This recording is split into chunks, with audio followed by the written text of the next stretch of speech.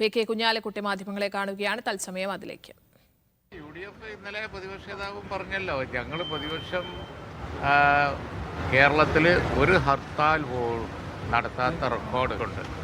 ഞങ്ങളുടെ റെക്കോർഡാണ് കേരളത്തിൻ്റെ ഇൻവെസ്റ്റ്മെൻറ്റ് ഫ്രണ്ട്ലി ആയിട്ടുള്ള റെക്കോർഡ്. യഥാർത്ഥത്തിൽ കേരളത്തിൽ എന്തെങ്കിലും അറ്റ്മോസ്ഫിയർ പെർസെപ്ഷൻ മാറ്റുന്ന കാര്യത്തിൽ പുതുതായിട്ടുണ്ടായിട്ടുണ്ടെങ്കിൽ അത് കേരളത്തിലെ പ്രതിപക്ഷത്തിൻ്റെ സഹകരണം കൊണ്ടാണ് ഏറെ ഉണ്ടായത്.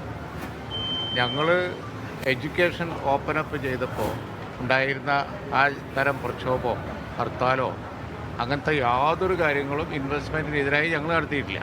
അത് ഞങ്ങളുടെ പോളിസിയാണ്, ഇനിയും അത് കണ്ടിന്യൂ ചെയ്യും. അതുകൊണ്ട് ഇൻവെസ്റ്റ്മെൻറ്റ് അറ്റ്മോസ്ഫിയർ ഉണ്ടാക്കാനുള്ള ഭരിക്കുന്ന ഗവൺമെൻറ്റിൻ്റെ ശ്രമങ്ങളോട് ഞങ്ങൾ കഴിഞ്ഞ കാലങ്ങളിലും സഹകരിച്ചിട്ടുണ്ട്. ആൻ്റണി സഹകരിച്ചിട്ടുണ്ട്, ഉമ്മൻചാണ്ടി സഹകരിച്ചിട്ടുണ്ട്, കരുണാകരൻ സഹകരിച്ചിട്ടുണ്ട്. ഇപ്പോൾ ഞങ്ങൾ സഹകരിക്കും. പക്ഷേ ചേഞ്ചസ് വരേണ്ടിയിരുന്നത് ഇപ്പോൾ ഭരിക്കുന്ന അവരുടെ പോളിസിക്കാണ്.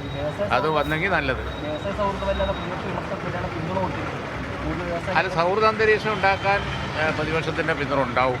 വളരെ ക്ലാരിറ്റിയോടുകൂടി ഞങ്ങൾ പറഞ്ഞതാണ്. പക്ഷേ ഇല്ലാത്ത കാര്യങ്ങൾ ക്ലെയിം ചെയ്താൽ ഞങ്ങൾ അതിനെ കൗണ്ടർ ചെയ്യും. അത്രയേ ഉള്ളൂ. അല്ല, അത് ഇപ്പോൾ ഉദാഹരണമായിട്ട് സ്റ്റാർട്ടപ്പ് പോളിസി ആദ്യം കൊണ്ടുവന്നത് UDF ആണ്.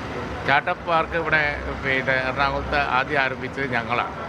അത്തരത്തിലുള്ള കാര്യങ്ങളിൽ അവരും ഞങ്ങളുടെ റോള് അഡ്മിറ്റ് ചെയ്ത് തരണം. അക്ഷയ കൊണ്ടുവന്ന് ഇൻഫോ പാർക്ക് ഉണ്ടാക്കി, അങ്ങനെ എത്ര കാര്യങ്ങൾ അത് അവരും. ഇന്നലെ ഈ സിൽവർ ലൈൻ പദ്ധതി അടക്കം നല്ല പദ്ധതിയാണ് എന്നാണ് കേന്ദ്രമന്ത്രി പീയൂഷ്. അല്ല, അത് നമുക്ക് പിന്നീട് ഡിസ്കസ് ചെയ്യാം. അതൊരു കോൺട്രവേഴ്സ്യൽ പദ്ധതിയാണല്ലോ.